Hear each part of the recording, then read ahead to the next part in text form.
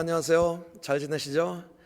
다시 한번 오늘 성경 공부는 그 성령 세례에 대해서 잠깐 말씀을 나누겠습니다. 성령 세례와 또 방언 기도와 근데 이거는 좀 내용이 좀 길어서 한 두 번 나눠서 오늘은 성령 세례에 대해서 구체적으로 하고 그다음에 방언 기도에 대해서 따로 우리가 공부하겠습니다.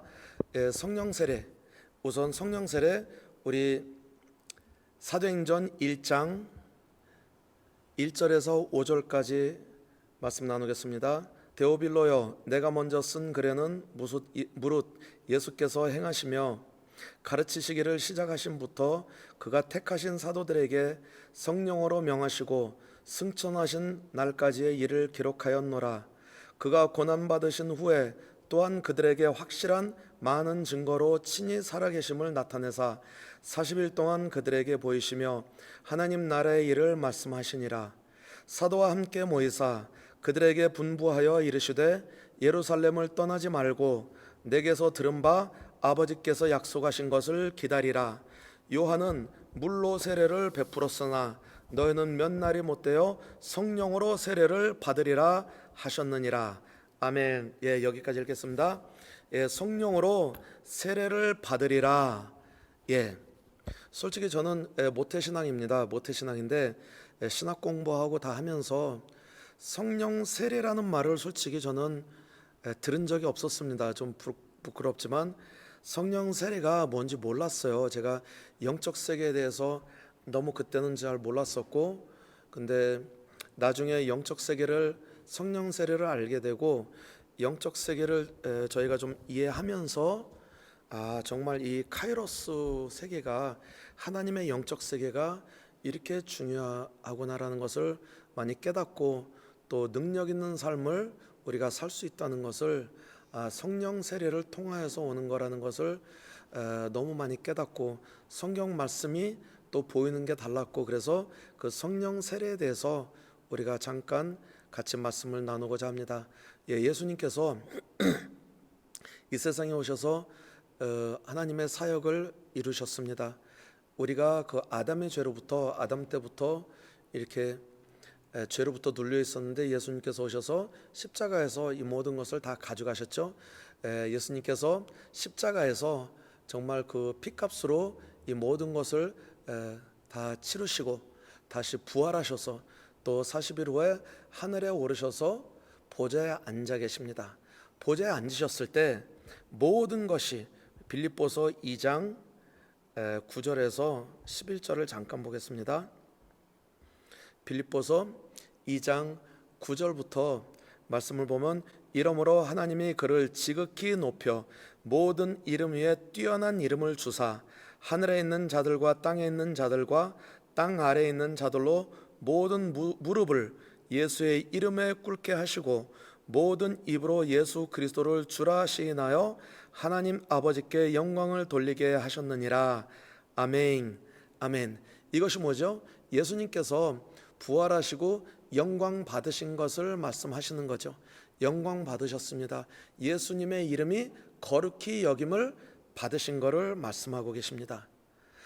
모든 것을 예수님께서는 우리가 죄인인 우리 죄악으로 죽을 수밖에 없었던 우리를 예수님께서 이걸 다 해결하시고 그 사망 권세를 이기시고 하늘나라 승천하셔야 했습니다. 그래서 사실은 예수님께서 이 세상에 오신 것은 이 일을 다 치르시기 위해서 오신 것입니다. 그럼 어떻게 치르셔야 했나? 피로. 왜냐하면 영적 세계는요, 우리 죄값은 피값이에요. 죄는 피로밖에 이거를 치를 수밖에 없어요. 그래서 구약에는 그 거룩한 피가 없었기 때문에 짐승의 피로 대신해서 사람들의 죄를 피로 이렇게 그 피값을 매해 치렀죠. 근데 짐승의 피로서는 우리가 히브리서에도 나오는 것 같이 짐승의 피로는 할 수 없어서 단번에 주님께서 죄 없는 그 피, 근데 하나님은 영이시잖아요. 하나님은 영이신데 피를 흘릴 수가 없잖아요. 그래서 그의 아들로 그래서 몸으로 육체로 오셔서 피를 흘리신 거죠. 그래서 이 세상에 오셔서 죽음을 맛보러 오셨다고 했습니다. 지금 여기는 흑암입니다. 우리가 흑암인데 여기서 우리가 빠져나가려면 예수님 그리스도께서 말씀하시기는 나는 곧 길이요 진리요 생명이요 말하는 거 예수님만이 길입니다. 이 지옥에서 빠져나가서 우리가 천국까지 갈 수 있는 그 길이 천국입니다. 이것은 죽음으로밖에 갈 수가 없습니다.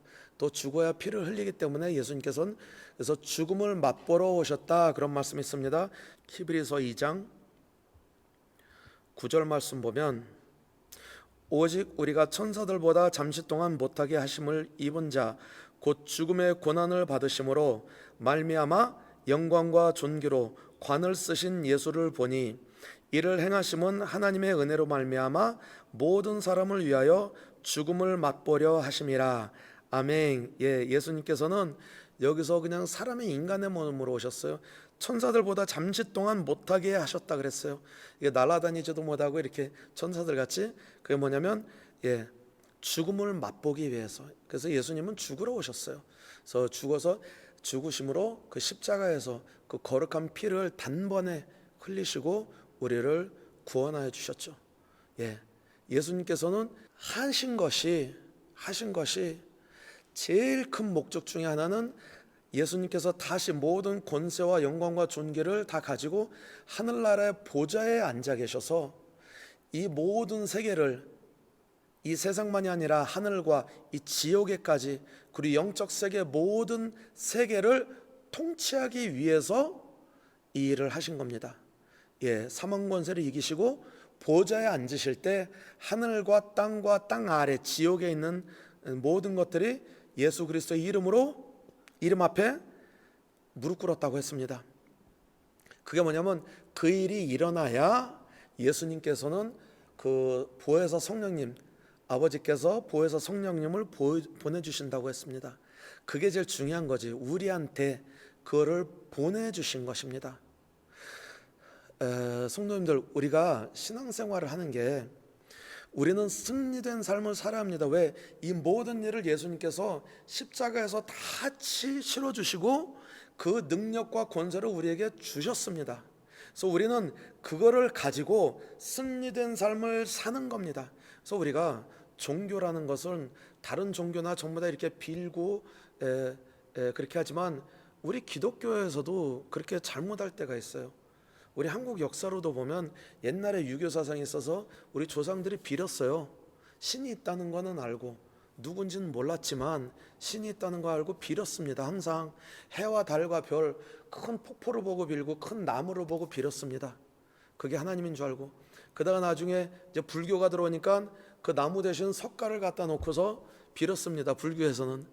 근데 기독교가 들어오니까 거기다 십자가 갖다 놓고 또 빌고 있어요. 달라진 게 없어요. 종교는 그게 아니죠. 우리가 능력의 삶을 살라고 말씀하셨습니다. 요한복음 14장 12절 잠깐 보겠습니다. 내가 진실로 진실로 너희에게 이르노니 나를 믿는 자는 내가 하는 일을 그도 할 것이요 또한 그보다 큰 일도 하리니 이는 내가 아버지께로 감이라. 아멘. 우리는 예수님께 이렇게 비는 것이 아니고 예수 그리스도의 이름의 능력으로, 하늘나라의 성령의 능력으로 우리가 예수의 이름으로 우리 보고 하랬습니다. 이것이 우리를 통해서 진실로 진실로 이루어진다고 했습니다. 그렇지 않아도 우리 성경 말씀 보면 진실로 진실로라는 말이 예수님께서 많이 쓰셨죠. 진실로 진실로가 무슨 뜻이냐면 아멘이란 뜻입니다. 아멘 아멘 내가 이르노니. 그게 무슨 말이죠? 하나님의 말씀에는 능력과 권세가 있어요. 하나님께서 말씀하시는 거는 그냥 돌아오지 않는다고 했죠. 그 권세와 능력을 우리한테도 주셨죠. 잠깐 그 이사야서 55장 11절을 보겠습니다. 이사야서 55장 11절에 내 입에서 나가는 말도 이와 같이 헛되이 내게로 돌아오지 아니하고 나의 기뻐하는 뜻을 이루며 내가 보낸 일에 형통함이니라. 이 능력과 권세가 구약에도 주셨어요. 왜? 영적 세계는 말에 있기 때문에 우리가 말이 중요합니다. 우리가 말하는 대로 모든 것이 이루어집니다. 그래서 말의 능력과 권세를 주셨는데 지금은 성령의 그 말과 말의 능력을 우리한테 주셨습니다. 그래서 주님께서도 말씀하실 때 진실로 진실로 그렇게 말씀하셨는데, 진실로 진실로는 아멘 아멘이라는 것입니다. 그게 무슨 뜻이냐면 이사야서 22장 23절을 보면 못이 단단한 곳에 박힘같이 그를 견고하게 하리니 그가 그의 아버지 집의 영광의 보좌가 될 것이요. 그렇게 말씀하신다. 이게 뭐냐면 못이 단단한 곳에 박힘같이, 아주 단단한데, 이게 나무 이제 기둥이나 이런데 아주 단단한데 못이 꽉 박혀 있으면요 절대 빠지지 않죠. 그게 뭐 바람 불고 태풍 불어도 물론 그 나무 전체가 날아갈 수는 있어도 그 못이 빠지지는 않아요. 그 말씀입니다. 그게 뭐냐면 그게 아멘이란 말씀입니다. 하나님의 말씀은 1.1획도 흩어지지 않는다 그것입니다. 마태복음 5장 18절에 보면 진실로 너희에게 이르노니 천지가 없어지기 전에는 율법의 1.1획도 결코 없어지지 아니하고 다 이루리라. 하나님의 말씀은 다 이루어진다고 했습니다. 모두 다 이루어진다고 했습니다. 그 말씀이 육신이 되어서 오신 게 우리 예수님이죠. 태초에 말씀이 계시니라. 말씀이 하나님과 함께 계셨고 말씀이 하나님이라 그랬습니다. 말씀은 하나님입니다. 그 권세와 능력을 우리한테 주셔서 우리가 그 입으로 선포할 때 능력과 권세가 나타나게 그렇게 그 은혜를 베풀어 주신 겁니다. 그래서 주님께서 말씀하신 게 다시 돌아오면 요한복음 14장 15절에 나를 믿는 자는 진실로 진실로 내게 이르노니, 이 일은 꼭 일어나는 일입니다. 진실로 진실로 내가 이르노니 나를 믿는 자는 내가 한 일도 할 것이며 이보다 더 큰 일을 한다 그랬습니다. 그럼 우리 믿는 자들은 이 더 큰 일을 해야 되는데, 솔직히 우리가 그 더 큰 일을 해야 되는데 큰 일이 안 일어나요. 아무리 기도해도 안 일어나요. 우리가 방법을 몰라서 그럽니다. 방법을 몰라서 그래요. 우리가 마가복음 16장 지상명령을 보면 마가복음 16장 17절 믿는 자들에게는 이런 표적이 따르리니 곧 그들이 내 이름으로 귀신을 쫓아내며 새 방언을 말하며 뱀을 집어올리며 무슨 독을 마실지라도 해를 받지 아니하며 병든 사람에게 손을 얹은즉 나으리라 하시더라. 그러면서 20절에 보니까요, 마지막 절에 제자들이 나가 두루 전파할세 주께서 함께 역사하사 그 따르는 표적으로 말씀을 확실히 증언하시니라. 아멘. 우리가 말씀 전할 때요, 주님의 뜻으로 이 영으로 나갈 때 하나님께서 함께 하신다 그랬어요. 그러니까 하나님께서 함께 하실 때 그 표적이, 증거가 그 표적으로 나타난다 그랬어요. 우리가 말씀을 전할 때 표적이 나타나야 합니다. 그러니까 하나님 말씀 전할 때는 표적이 나타나야 됩니다. 그래서 능력과 권세를 줬는데 이런 일이 안 일어나죠. 많이 이제 안 일어나는데 어떻게 해야 되냐. 그래서 특히 오늘 성령 세례에 대해서 잠깐 말씀하고 싶은데, 성령 세례라는 것은 성령님께서 우리를 통해서 운행하시는 것을 말씀하십니다. 제일 먼저 알아야 될 것은 성령님께서는 우리에게 두 가지로 운행하십니다. 그거를 제일 먼저 알아야 합니다. 첫 번째는 성령 세례로 이루어지는 건데 요한복음 7장 38절 39절 읽겠습니다. 주님께서 말씀하셨죠. 요한복음 7장 38절부터 나를 믿는 자는 성경의 이름과 같이 그 배에서 생수의 강이 흘러나오리라 하시니 이는 그를 믿는 자들이 받을 성령을 가리켜 말씀하신 것이라. 예수께서 아직 영광을 받지 아니하셨으므로 성령이 아직 그들에게 계시지 아니하시더라. 아멘. 주님께서 말씀하셨죠. 그 배에서 생수같이 흐른다고 했어요. 근데 39절에 보면 이는 그를 믿는 자들이, 믿는 모든 자들이 받을 성령을 가리켜 말씀하신 것이라. 왜냐하면 예수께서 아직 영광을 받지 아니하셨으므로 성령이 아직 그들에게 계시지 아니하시더라. 아멘. 이게 무슨 말이죠? 예수님께서 언제 영광을 받으셨죠? 부활하시고 승천하셔서 보좌에 앉아 계실 때, 앉으셨을 때 그 영광을 받으셨죠. 하늘과 땅과 땅 아래 모든 영광을, 또 영적 세계 모든 영광을 하나님께서 받으셨죠. 근데 그리고 나서 10일 있다가 오순절 때 성령이 주어진 것이죠. 맞죠? 그래서 성령이 내지 아니하셨다고 그랬습니다. 그래서 성령 세례는 그 이후로부터, 오순절 이후로부터만 성령 세례가 이루어지고 있습니다. 근데 여기서 혼돈이 되면서 이거를 우리가 잘 봐야 돼요. 그럼 그전 사람들은 성령이 없었냐? 있었을까요? 없었을까요? 제가 이거 성경 공부해서 이렇게 여쭤보면 대답이 여러 가지가 나와요. 근데 그 전에 성령이, 여기는 그 영광을 받지 않으셨을 때 그들에게 성령이 아직 그들에게 계시지 아니하시더라. 분명히 말씀하시니까 구약에는 성령이 주어진 일이 없었죠. 근데 구약 사람들이 성령이 있었을까요, 없었을까요? 있었습니다. 왜 그러냐면요, 구약 성경 시편을 잠깐 보겠습니다. 구약 성경 시편을 보면 시편 51편에 11절을 10절과 11절을 51편은 다윗 왕께서 죄를 졌죠. 밧세바하고 죄를 짓고 그 밧세바의 남편을 그냥 전쟁에 나서 죽게 했죠. 어마어마한 죄를 졌어요. 그러고서도 아무 말 안 하고 가만히 있었어요. 애가 날 때까지. 그러니까 거의 1년 동안 아무 말 안 하는데, 거기까지 하나님께서 기다리시다 나중에 나단 선지자를 보내서 야 이놈아 너 뭐하고 있냐 이렇게 해서 다윗으로 혼을 냈죠. 그랬더니 다윗이 거기서 회개를 하기 시작하면서 시편 51편을 쓴 거죠. 쓴 거 중에서 잠깐 보겠습니다. 10절 11절. 하나님이여 내 속에 정한 마음을 창조하시고 내 안에 정직한 영을 새롭게 하소서. 나를 주 앞에서 쫓아나지 마시며 주의 성령을 내게서 거두지 마소서. 아멘. 정결한 마음 주시옵소서. 그 찬양도 저도 엄청 많이 불렀습니다. 그리고 성령을 거두지 마소서 했습니다. 그러면 다윗이 성령이 있었잖아요. 있었네. 여기 보니까 있었습니다. 그러니까 이게 제일 중요한 겁니다. 우리가 성령님께서 운행하시는 것을 우리가 이해를 해야 합니다. 두 가지가 있습니다. 하나는 성령 세례로 해서 성령님께서 내주하시는 걸, 제가 이 컵이라고 하면 성령님께서 내 안에서 내 배에서 생수같이 흐른다고 한 거는 성령님께서 내주하시는 것을 말씀하시는 겁니다. 근데 그 전에는 감화 감동으로 덮으시는 것을 말씀하시는 거예요. 첫째 우리가 이해해야 되는 거는요, 예를 들어서 구약의 그 다윗 같은 경우는요, 다윗 왕 같은 경우는 성령님께서 오셔서 내주할 수가 없었습니다. 다윗만이 아니라 구약의 모든 사람도 엘리야나 모세나 뭐 아무나 다니엘이나 내주할 수가 없었어. 왜? 그들의 영이 죽어 있었기 때문에요. 왜? 아담으로부터, 아담의 자손이니까요. 아담과 하와한테 하나님께서 아담한테 그랬죠. 그 선악과를 먹지 말라. 그러면 너희가 정령 죽으리니 그랬는데, 먹었을 때 육과 혼은 살아 있었지만 영은 죽어 있었죠. 우리는 몸과 혼과 육이 있습니다. 육이 죽어 있었습니다. 그래서 몸과 혼은 계속, 아담도 그래서 성경 말씀에 930년 동안 더 살았다고 했어요.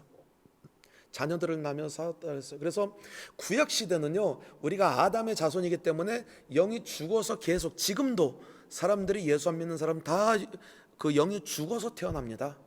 그래서 구약에는 다 죽어 있었어요. 성령님께서 영에 들어올 수가 없었습니다. 그래서 감화 감동을 했었어요. 거기에 대해서 제가 잠깐 말씀드릴게요. 근데 그러기 위해서 첫 번째 아담으로 영이 죽었기 때문에 두 번째 아담이 왔다고 성경 말씀에서 고린도전서에 말씀하시는 겁니다. 어떻게 예수님께서 오셨죠? 두 번째 아담으로 살려주는 영이라고 나왔죠. 그래서 첫 번째 영은 사는 영이었고 두 번째 영은 살려주는 영이라고 그랬습니다. 그래서 우리가 예수 그리스도를 나의 주님, 나의 하나님으로 영접할 때 그리스도의 영이 나에게 와서, 로마서 8장 9절, 그 갈라디아서 4장 5절 6절 거기도 나오죠. 거기서 살려주는 영, 그리스도의 영이 와서 우리를 살려준다고 했습니다. 고린도전서 15장 45절 잠깐 보겠습니다. 기록된 바 첫사람 아담은 생령이 되었다 함과 같이 마지막 아담은 살려주는 영이 되었나니. 아멘. 그래서 우리가 예수님을 영접할 때요, 고린도전서 12장 3절에도 말씀하시는 것과 같이 성령으로 말미암지 않고는 우리가 예수를 주라 시인할 수 없다 그랬습니다. 그래서 그거를 이해합니다. 구약 시대에도 성령이 있었습니다. 근데 우리를 덮고 있었어요. 한 군데 더 보겠습니다. 누가복음 1장 14절 15절 먼저 읽겠습니다. 너도 기뻐하고 즐거워할 것이요 많은 사람도 그의 태어남을 기뻐하리니 이는 그가 주 앞에 큰 자가 되며 포도주나 독한 술을 마시지 아니하며 모태로부터 성령의 충만함을 받아. 그렇게 말씀 나왔습니다. 그러니까 모태로부터 성령의 충만함을 받았다고 했습니다. 이거는 오순절 전이잖아요. 예수님도 오시기 전인데 성령의 충만함을 받았다고 여기 말씀이 나왔습니다. 그래서 또 40절 41절에 보면 누가복음 1장 40절 41절 보면요, 마리아가 엘리사벳을 방문했을 때 39절부터 읽겠습니다. 39절부터 이때 마리아가 일어나 빨리 산골로 가서 유대 한 동네에 이르러 사가랴의 집에 들어가 엘리사벳에게 문안하니 엘리사벳이 마리아가 문안함을 들으매 아이가 복중에서 뛰노는지라 엘리사벳이 성령의 충만함을 받아 아멘. 이렇게 나옵니다. 여기 보니까 또 성령 충만을, 그러니까 오순절 이전에 성령이 충만함이 있었다 그랬어요. 다윗도 그래서 죄를 짓고서 그런 상황에서도 정말 바랬던 것은 하나님 무슨 일이 일어나도 괜찮습니다. 저는 죄를 지었습니다. 그렇지만 성령만은 거두지 마옵소서 그랬던 겁니다. 왜냐하면 다윗은 그것을 알았기 때문에.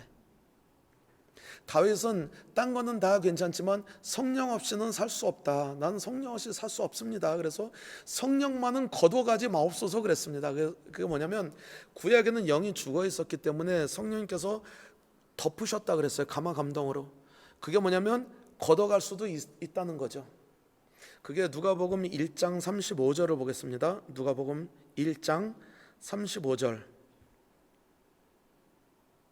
천사가 대답하여 이르되 성령이 내게 임하시고 지극히 높으신 이의 능력이 너를 덮으시리니 이러므로 나실 바 거룩한 이는 하나님의 아들이라 일컬어지리라. 지극히 높으신 이의 능력이 너를 덮으시리니, 그때까지도 엘리사벳이나 세례 요한이나 다 성령님이 너를 덮으시리니, 이게 감화 감동입니다. 덮으시는 것을 얘기한 겁니다. 그러면 다윗 왕도 주전 거의 900년 이상이었었는데 오순절에서 900년 거의 1000년이 전인데 그때 성령세를 못 받았죠. 영도 죽어 있었죠. 예수님이 오시기, 살려주는 영이 오시기 전이기 때문에. 그러면 성령님이 어떻게 임했죠? 덮고만 있었죠. 감화 감동으로 덮고 있었던 겁니다. 그렇기 때문에 걷어갈 수도 있다는 겁니다. 그래서 저도 그 전에 이거를 저희가 잘 몰랐을 때 우리 청소년 때 수련회 가면, 수련회 갔다 오면 성령이 충만해서 오죠. 엄청 충만해서 막 구원의 확신도 있고, 우리 청소년 때 그런 일이 많았습니다. 근데 하루가 지나고 이틀이 지나고 3일이 지나고 일주일이 지나고 점점 식어가요. 성경을 읽지 않고 기도를 하지 않고 또 우리가 이거 모험을 가지지 않고 그러면 자꾸 식어가다 나중에는 내가 구원을 받았나? 구원까지 흔들린 때도 있었습니다. 그게 뭐냐면 성령님께서 덮으시다가 우리가 말씀이나 하나님의 말씀 생활 안 하면, 이게 성령님께서는 그것 때문에 오셨는데 그 생활을 안 하면 다시 걷어가세요. 아니면 이게 성령님께서 이렇게 아주 세게 덮고 계시다가 나중에는 이제 천사들 통해서도 이렇게 하시죠. 그다음에 점점 가세요. 점점 가시다가 그 주위에서만 그렇게 두루뭉실하게 있을 때도 있고 그래요. 그러면 성령님이 나랑 같이 있는데도 그 전에 이렇게 같이 이렇게 있었던 거하고는 느낌이 달라요. 그건 우리가 알 수가 있습니다. 그래서 막 이렇게 좀 이게 굉장히 이렇게 신앙적으로도 감정적으로도 이렇게 막 높았다 나중에 훅 떨어졌다, 이렇게 식었다 그냥 뜨거워졌다, 이렇게 그런 상황이 많이 생깁니다. 왜? 그거는 성령님께서 감화 감동으로 계시기 때문에. 그래서 우리가 전도할 때도요, 성령님께서 설득시키죠. 우리가 설득시킬 권한은 없습니다. 우리는 증인의 삶을 살라 그랬습니다. 증인은 뭡니까? 증인은 본 것을, 그냥 보고 들은 것을 말로 하는 게 증인입니다. 증인은 설득시킬 그럴 권한이 없어요. 왜냐하면 재판장에 가서, 재판소에 가서 판사 앞에서 내가 증인으로 갔는데 제가 판사를 설득시킬 수 있습니까? 그렇게 하면 그 자리에서 수갑으로 체포당해서 나갑니다. 안 됩니다. 증인은 그냥 보고 들은 것을 얘기하는 것입니다. 그래서 사실 전도할 때도요, 우리가 증언만 해야지 자꾸 우리가 그 설득시키려고 막 굉장히 답답하니까 아주 그냥 머리를 열어서 성경책 집어넣고 딱 닫았으면 좋겠어요. 어쨌든 그런 감정, 그건 내가 설득시키려고 그럴 때 안 됩니다.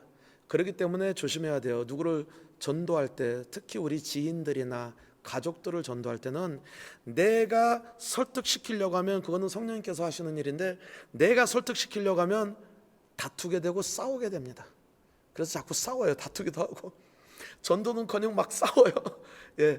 그런 감정들이 많이 들었습니다. 명절 때 가족들끼리 모였는데 어떤 분은 절에 다니시고 어떤 분은 이제 기독교인이신데 막 거기서 막 전도하다가 막 서로 싸우고 막 울고 그런 감정도 많이 들었습니다. 왜 우리가 설득시키려니까 그럽니다. 아닙니다. 요한복음 16장 8절에 보면 그가 와서 죄와 세상의 죄와 의와 그 심판에 대하여 이 세상을 책망하시리라 그랬는데, 책망하신다는 건 원본에 설득시킨다 그 말씀입니다. 그래서 우리가 전도할 때 우리가 증언하고 있지만 성령님께서 그분을 설득하고 계세요. 그래서 성령으로 말미암지 않고는 예수를 주라 시인할 수 없다는 게 그 말씀입니다. 그게 고린도전서 12장 3절 말씀이죠. 그래서 예수님을 나의 주 나의 하나님으로 영접합니다. 그러면 성령님께서 덮으세요. 그분을요. 예, 감화 감동으로 덮으시고, 그분이 성령님이 있냐? 있어요. 예, 있습니다. 구원을 받은 사람이니까.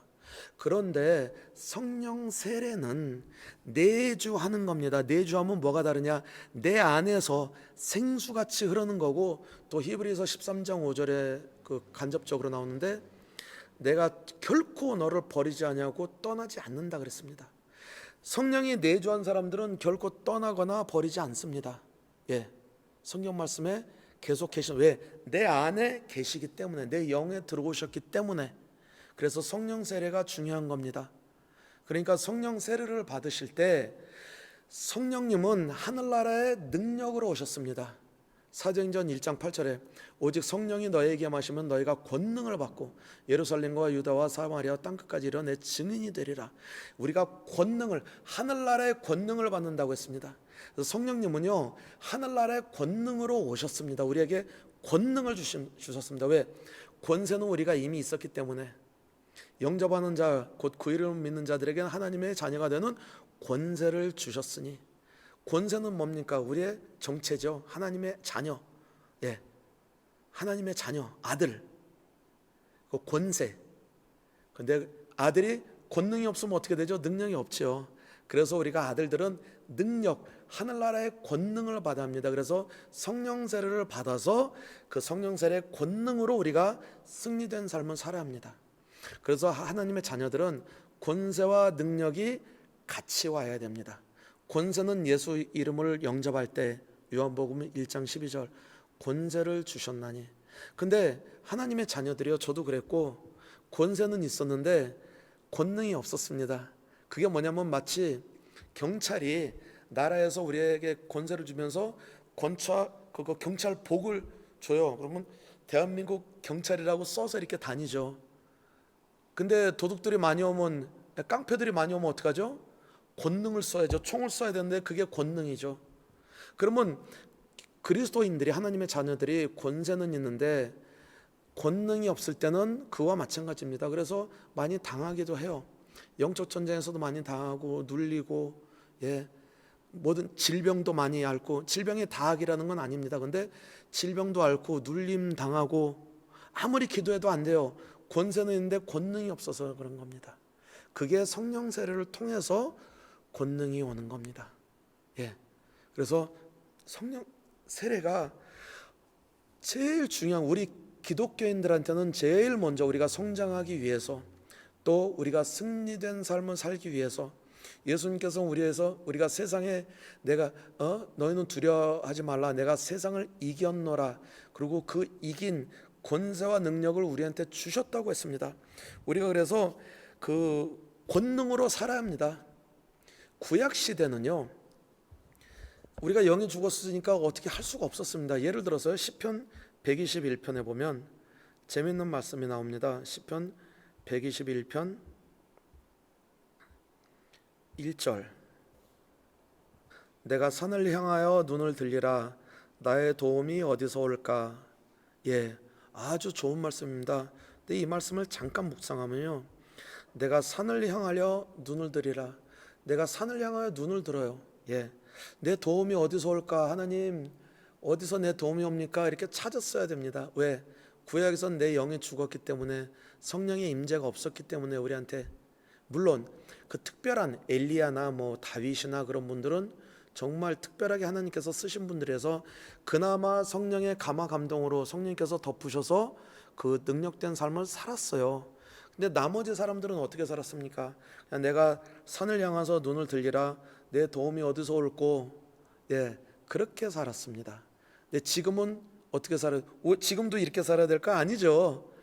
그리고 구약에도 보면 다니엘서에 보면 다니엘이 기도했는데 하나님께서 기도 소리를 들으시고 어떻게 응답을 하시죠? 천사들을 통해서 응답을 하시죠. 그래서 천사들을 보냈어요. 근데 공중 권세자들이, 그 큰 공중 권세자들이 그거를 보고서 막았다 그랬어요. 막아서 천사들이 그걸 뚫지 못했어요. 하나님께서 응답하는 응답 천사들이 와야 되는데 그 공중 권세자들이, 큰 영들이 그걸 막기 때문에 그거를 응답을 못 받고 있었어요. 그래서 21일째, 그래서 다니엘의 21일 기도가 거기서 나오죠. 21일째 하나님께서 그걸 보시고 천사장을 보내시죠. 미가엘 천사장을 보내서 그걸 뚫고서 응답이 되게, 그래서 21일이 걸렸습니다. 왜? 방언 기도를 못했기 때문에. 방언 기도에 대해서는요, 이 다음 시간에 구체적으로 방언 기도에 대해서만 저희가 공부하겠습니다. 그래서 지금은 눈을 들어서 산을 보는 게 아니고 내 안에 내주하신, 그래서 다시 한번 말씀드리면요, 예수를 믿는 사람들, 하나님의 자녀들은 다 성령님이 있으십니다. 그렇지만 성령 세례를 안 받으신 분들은 그냥 감화 감동으로 있는데, 이게 세게 올 때도 있고 좀 덜 세게 올 때도 있고, 이게 내가 이게 하나님과 같이 이게 동행하는 거에 따라서 그렇게 되지만, 성령 세례 받으신 분들은 성령님께서 내주하는 것을 말씀합니다. 요한복음 7장 39절, 7장 38절 39절이죠. 생수같이 내 안에서, 내 배에서 생수같이 흐르리라, 내주하는 걸 얘기하는 거고요. 성령 세례를 안 받으신 분들은 내주가 아니고 겉으로 덮으시는 거예요.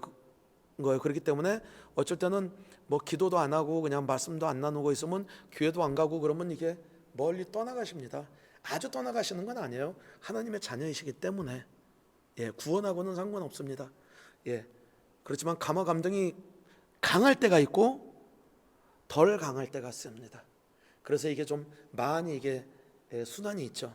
근데 성령이 내주한 사람들은, 성령 세례를 받으신 분들은 내주해서 결코 너를 떠나지 않는다 말씀하셨습니다. 내 안에 성령님께서 와 계시는 겁니다. 그거는 어떻게 우리가 알 수가 있냐? 성령 세례 받은 사람의 증거는 방언 기도입니다. 성령님께서 내주하실 때 내 안에서, 내 영을 통해서 방언이 나오는 거죠. 그래서 영의 기도죠. 방언에 대해서 공부하면서 그걸 구체적으로 말씀으로 우리가 다 나누겠습니다. 그래서 성령 세례를 받아야 됩니다. 그래서 주님께서도 말씀하신 게 사도행전 1장 5절, 아까 잠깐 읽었는데 잠깐 다시 읽겠습니다. 요한은 물로 세례를 베풀었으나 너희는 몇 날이 못되어 성령으로 세례를 받으리라 하셨느니라. 아멘. 그래서 오순절 이 바로 다음에 2장 38절 39절, 베드로가 이르되 너희가 회개하여 각각 예수 그리스도의 이름으로 세례를 받고 죄 사함을 받으라. 그리하면 성령의 선물을 받으리니 이 약속은 너희와 너희 자녀와 모든 먼데 사람 곧 주 우리 하나님이 얼마든지 부르시는 자들에게 하신 것이라 하고. 누구든지. 그래서 베드로가 거의 3,000명한테 오순절 바로 이 다음에 막 성령이 임하니까 사람들이 모였을 때 거기서 설교하면서 이 말씀하신 것이죠. 너희가 회개하여 각각 예수 그리스도의 이름으로 세례를 받고 죄 사함을 받으라. 그리하면 성령의 선물을 받으리니. 성령 세례 받는 것은 선물입니다. 그래서 아무나 다 받으셔도 되고 받으셔야 합니다. 나는 아직 준비가 안 됐어요. 절대, 사실 이거는요, 저희가 사역을 많이 하다 보면, 전 여기 브라질에서 있지만 한국에 가서도 많이 사역하고 다른 나라에서도 이렇게 여러 군데서 사역했는데, 그런 분들이 너무 많으세요. 난 준비가 안 됐어요. 준비 안 됐다는 건 사실 우리가 좀 이렇게 좀 깊이 생각해 보면 교만입니다. 왜냐면요, 하나님께서 명령으로 주셨잖아요. 마가복음 16장 17절에도 나를 믿는 자는 이런 표적이 따르리니 내 이름으로 귀신을 쫓아내며 새 방언을 말한다고 했습니다. 그래서 우리가 지식이 없어서 그런 겁니다. 그래서 호세아서 4장 6절에도 내 백성이 지식이 없으므로 망하는도다 그랬습니다. 그래서 사실 방언 기도에 대해서도 구체적으로 성경 말씀에다 비춰서 방언을 왜 해야 되고 어떻게 해야 되고 그걸 또 이제 다음 시간에 공부할 건데요. 오늘은 성령 세례 그래서 선물로 주신다고 했습니다. 그리고 그 사도행전 2장 17절에 보면요, 요엘서에서 나오는 그 말씀이 있는데 17절에 하나님이 말씀하시기를 말세에 내가 내 영을 모든 육체에 부어주리니, 모든 육체에 그냥 막 부어주신다고 했습니다. 성령님은 그냥 부어주십니다. 하나님께서 막 마지막 때 하나님이 말씀하신 말세에 내가 내 영을 모든 육체에 부어주리니 너희 자녀들은 예언할 것이요 너희의 젊은이들은 환상을 보고 너희의 늙은이들은 꿈을 꾸리라. 그때 내가 내 영을 내 남종과 여종들에게 부어주리니 그들이 예언할 것이요. 부어주신다고 했습니다. 그냥 막 부어주신다고 했습니다. 여기 요한복음 3장도 잠깐 보겠습니다. 요한복음 3장 34절 보면 하나님이 보내신 이는 하나님의 말씀을 하나니 이는 하나님이 성령을 한량없이 주심이니라. 아멘. 하나님이 성령을 한량없이 주심이라, 그냥 막 부어주신다는 말씀입니다. 막 부어주신다는 말씀입니다. 왜 이렇게 중요합니까?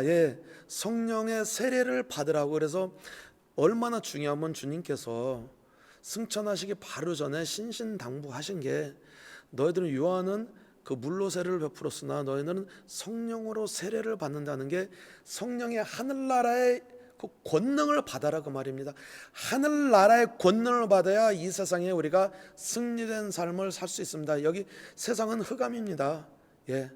세상에 음부의 권세가 있는, 그래서 교회의 음부가 권세가 이기지 못한다는 게 성령의 능력을 가졌을 때 우리 하나님의 자녀가 된 이 권세 있는 자들이 권능까지, 권세와 권능이 다 추구됐을 때 우리가 승리된 삶을 살 수가 있습니다. 그래서 귀신 들은 자들을 내쫓으며 귀신을 내쫓으며 병든 자들을 고치며 능력의 삶을 살 수가 있는 겁니다.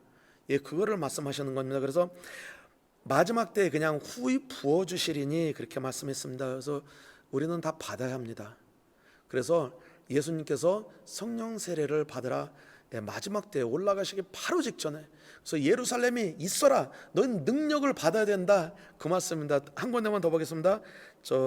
누가복음 24장 49절에 보면요, 볼지어다 내가 내 아버지께서 약속하신 것을 너희에게 보내리니 너희는 위로부터 능력으로 입혀질 때까지 이 성에서 머물라 하시니라. 오순절날은 예루살렘 그 성에서 할 거기 때문에 이 성에서 떠나지 말고 위로부터 능력으로 입혀질 때까지. 그게 뭐냐면 성령 세례 받을 때는요, 성령님께서 내주하시기 때문에 그 성령이 입혀진다는 겁니다. 우리가 어디에 있어도 그 능력이 나타난다는 것입니다. 이 말씀은 너무 능력 있는 말씀입니다. 그래서 지난번에도 여기 제가 브라질에 있는데 브라질에서 저기 어느 큰 슈퍼마켓 가서 제가 샴푸를 고르고 있었어요. 샴푸를 사려고 무슨 샴푸를 사야 되나 해서 이게 고르고 있는데 어떤 귀 먹은 사람이 와가지고 이렇게 돈을 좀 달라는 거예요. 사실 브라질에도 이렇게 큰 슈퍼마켓 안에서까지 이렇게 그런 사람은 없는데 그분은 보니까 이렇게 어디다 이렇게 썼더라고요. 그래서 거기 그 슈퍼마켓에 그 관리자한테 허락을 받고 거기에 써 있더라고요. 이분은 허락을 받고 하는 거니까 도와줄 수 있는 사람은 도와주세요. 이렇게 귀머거리입니다. 그렇게 썼어요. 보니까. 그래서 이 사람 여기서 이걸 도움을 구하는구나. 그래서 제가 돈을 준다고 해서 지갑에서 돈을 이제 여기서 꺼냈어요. 꺼내고 주지는 않고 제가 손에 아직 주면서 제가 그랬어요. 내가 이것도 줄 건데, 내가 손짓 발짓 하면서 이렇게 얘기했어요. 내가 너한테 기도해주고 싶다. 이게 귀가 열릴 수 있게. 그래서 막 손짓을 하다 보니까 그분이 이해를 했어요. 그러면 나한테 기도해달래요. 여기서 귀가 열리게 해달래요. 태어나면서 귀머거리더라고요. 왜냐하면 태어나면서 귀머거리는 듣는데 말을 따라하지 못해요. 그래서 우리가 아멘 하면 이렇게 뒤에다 대고서 이렇게 아멘 하고서 따라하면 그런 사람들이 많아요. 근데 이걸 어느 정도 그 전에 이제 있던 들다가 이제 귀가 먹은 사람들은 아멘 하면 아멘 따라서 하고 말을 해요. 아니면 이게 공부를 많이 해서 이제 입만 보고서 이게 우리 입 모양을 읽는 사람들은 어느 정도는 압니다. 그래서 그런 사람들은 뒤에다 대고 이렇게 아멘 하면 아멘 그 정도 이렇게 하는 사람들도 있어요. 그래서 할렐루야 그러면 할렐루야 예, 그렇게 하는 사람도 있어요. 예, 우리가 여러 사람을 했기 때문에 그런 게 있는데 거기서는 아주 이 친구는 모르더라고요. 그래서 그 자리에서 기도를 했습니다. 기도하고 예수의 이름으로 귀가 열릴지어다 했더니 너무 좋아하는 거예요. 거기서. 그래서 제가 옆에다 대고 아멘 해서 하니까 그러는 거예요. 그러니까 듣는 거예요. 할렐루야 그러니까 그러는 거예요. 근데 열렸습니다. 그게 뭐냐면 우리가 어디에 있든지 너희가 그 위로부터 능력으로 입혀진다 그랬어요. 우리가 옷을 입는 것 같이 교회에서만이 아니라 능력이 입혀지면 어디에서도 능력이 나타나는 것을 말씀하는 겁니다. 그래서 우리 하나님을 믿는 자녀들은 그냥 권세만 있는 것이 아니라 권능까지도 추구를 해야 우리가 그래서 승리된 삶을 살며 또 우리가 성장하며 지난번에 우리가 본 것 같이 신부단장을 준비할 수가 있습니다. 성령의 능력으로 우리가 신부단장을 준비해야지 그냥 우리로서는 할 수가 없습니다. 우리는 죄인입니다. 사실 주님의 은혜로 긍휼로 우리가 죄가 씻어진 것이지 우리의 능력이나 그게 아니잖아요. 그래서 우리는 성장할 수가 없습니다. 성령님의 도움이 꼭 있어야 합니다. 그래서 감동으로만 이게 충분한 것이 아니고 성령님께서 내주하실 때 이 일이 일어납니다. 그래서 제자들이 그 오순절날 성령을 받고 예루살렘과 유대와 사마리아와 땅끝까지 가라고 했는데 제자들이 어떻게 했죠? 그냥 예루살렘만 있었죠. 그러니까 스데반이 죽고 난 다음에 거기서 핍박이 시작해서 8장부터는 이제 디아스포라가 시작이 됐죠. 디아스포라가 사람들이 다 퍼졌죠. 그래서 사도행전 8장 1절부터 잠깐 보겠습니다. 사울은 그가 죽임당함을 마땅히 여기더라.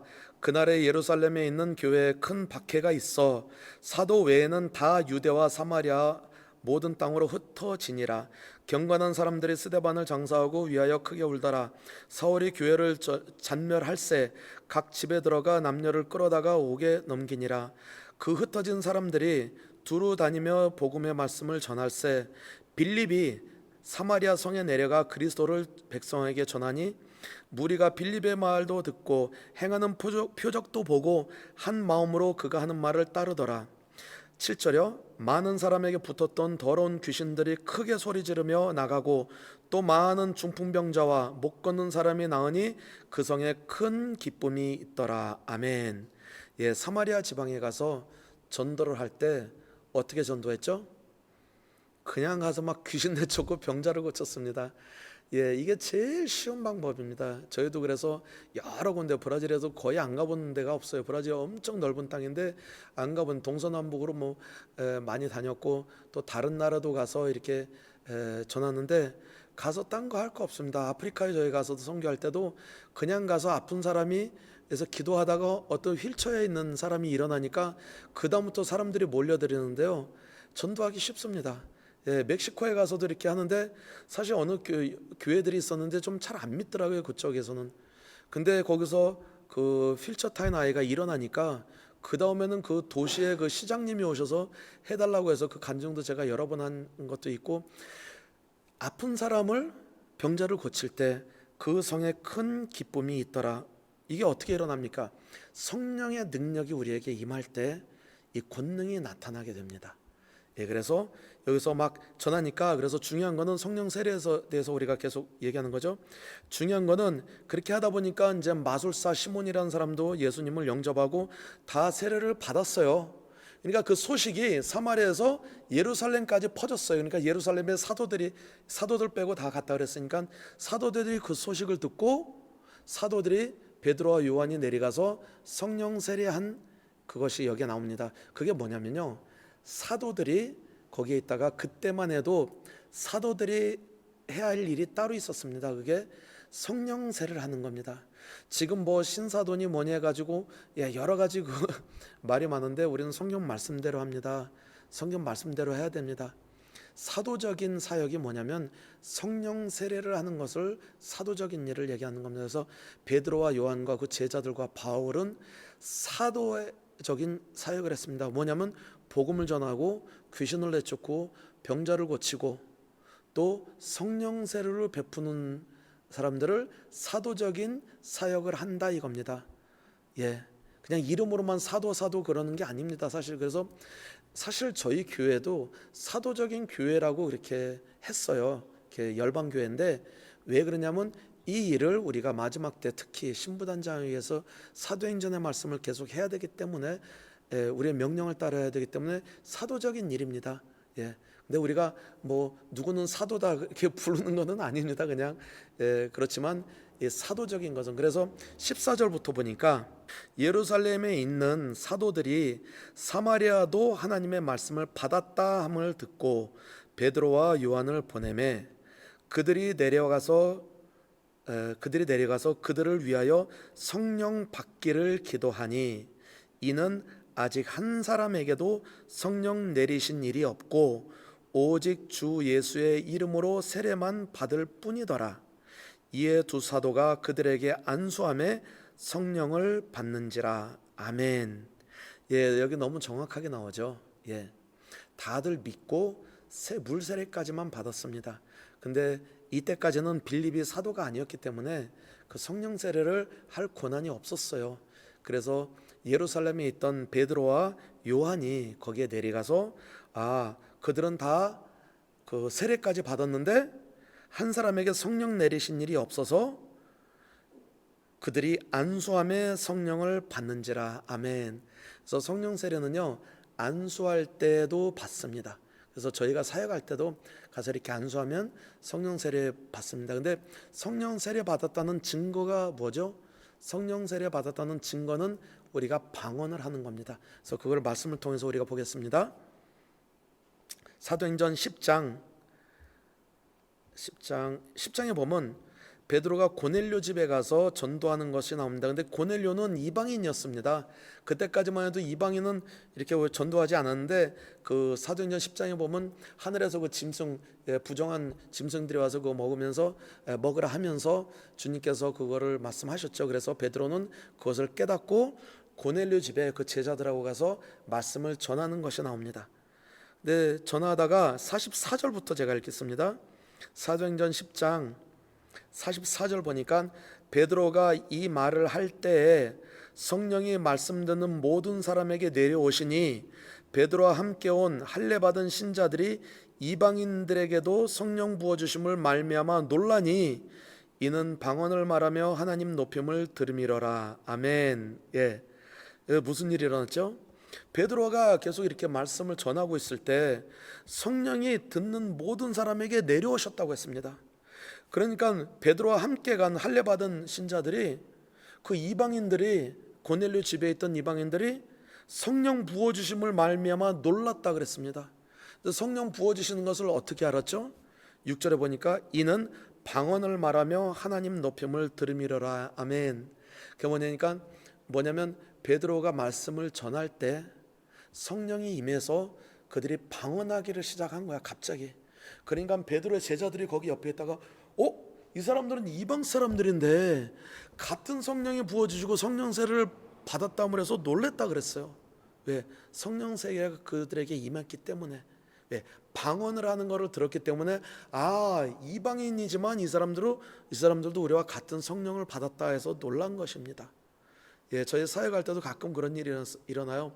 이렇게 말씀을 전하는데 막 갑자기 어떤 사람이 막 방언을 할 때가 있어요. 나중에 알고 보니까 그날 처음으로 받은 거예요. 그래서 말씀을 들을 때도 성령을 받을 수도 있습니다. 그래서 방언으로 말할 수가 있는 거죠. 한 군데 더 보겠습니다. 사도행전 19장 보겠습니다. 사도 바울이 에베소 지방에 갔을 때 있었던 일입니다. 19장 1절부터 제가 읽겠습니다. 1절에서 6절까지. 아볼로가 고린도에 있을 때 바울이 윗지방으로 다녀 에베소에 와서 어떤 제자들을 만나 이르되 너희가 믿을 때 성령을 받았느냐? 이르되 아니라 우리는 성령이 계심도 듣지 못하였노라. 바울이 이르되 그러면 너희가 무슨 세례를 받았느냐? 대답하되 요한의 세례니라. 바울이 이르되 요한이 회개의 세례를 베풀며 백성에게 말하되 내 뒤에 오시는 이를 믿으라 하였으니 이는 곧 예수라 하거늘 그들이 듣고 주 예수의 이름으로 세례를 받으니 바울이 그들에게 안수하매 성령이 그들에게 임하심으로 방언도 하고 예언도 하니 모두 12사람쯤 되니라. 아멘. 아멘. 사도 바울이 에베소 지방에 가서 그 제자들을 만났는데 물어봤죠. 너희들은 성령을 받았냐? 가자마자 물론 뭐 다른 인사부터 하고 다 했겠죠. 근데 너희들 성령을 받았냐? 그러니까 성령 우리는 들어보지도 못했습니다. 그러니까 너는 무슨 세례 받았냐 했더니 요한의 세례밖에 안 받았다 그랬습니다. 그러니까 그 사람들은 아직 예수 그리스도의 복음이 아직 전해지지 않았었던 거죠. 그래서 어떻게 했죠? 그럼 그 뒤에 오실 예수 그리스도를 믿고 또 예수의 이름으로 세례도 받았습니다.